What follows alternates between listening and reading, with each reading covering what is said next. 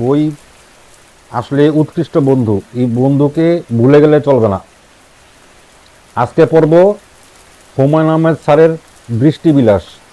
যেহেতু বৃষ্টি দিন, বৃষ্টিবিলাসটাই সিলেক্ট করলাম। আপনারা কে কি বলবেন জানি না, বৃষ্টিবিলাসটা আজকে পড়ব।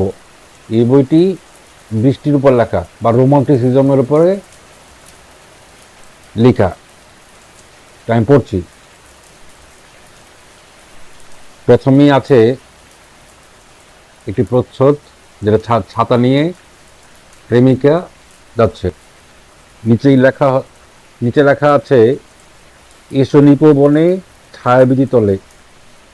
এটা গান করলে হয়, এসো নিপবনে ছায়াবিধি তলে, এসো কারো স্নান নবতারা জলে, দাও আকুলিয়া ঘন কালো কেশ, পরে দেখো ঘেরি মেঘনীল বেশ, কাজল নয়নে জুথিমালা গলে, এসো নিপবনে ছায়াবিধি তলে, আজি ক্ষণে ক্ষণে হাসিখানি সখী, অদরে নয়নে উঠুক চুমকি, মল্লার গানে তব মধুস্বরে, দিক বাণী আনি বন মর্ম মর্মরে, ঘন বরিশনে জল কলকলে, এসো নিপবনে ছায়াবিধি তলে।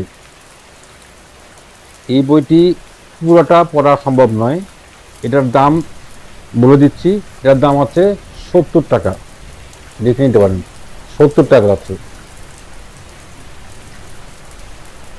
বই পড়ার অভ্যাস করতে হবে। বই পড়ার অভ্যাস শুধু অনলাইনে একটি থাকলে হবে না, বই পড়ার অভ্যাস সবার থাকতে হবে। সে যেই বই হোক না কেন সেটা নয়, যেটা আমাদের জ্ঞান আছে, যেই বই আপনাকে জ্ঞান দিবে না সেই বই পড়বেন না। এখন আসবো হুমায়ুন আহমদ সম্পর্কে কিছু লিখেছে, এটা লাস্ট পাতায়। আপনারা অবশ্যই এই বইটি যদি কিনেন তাহলে আপনি অনেক ভালো লাগবে, আপনারা অবশ্যই কিনবেন। আমি পুরোটা পড়বো না, ওনার সম্বন্ধে, লেখক সম্বন্ধে কিছু পড়ি। হুমায়ুন আহমেদের প্রথম উপন্যাস নন্দিত নরকে প্রকাশ হয় 1972-এ। এই অর্থে তাকে বাংলাদেশ রাষ্ট্রের প্রায় সমকালীন এক আখ্যানকার বলা হয়। জন্ম 1948, 13 নভেম্বর ময়মনসিংহ জেলার কুতুবপুর গ্রামে। রসায়নের ছাত্র এবং মার্কিন যুক্তরাষ্ট্রের নর্থ ডাকোটা স্টেট বিশ্ববিদ্যালয় থেকে পিএইচডি ডিগ্রি পেয়েছেন পলিমার কেমিস্ট্রিতে গবেষণার জন্য।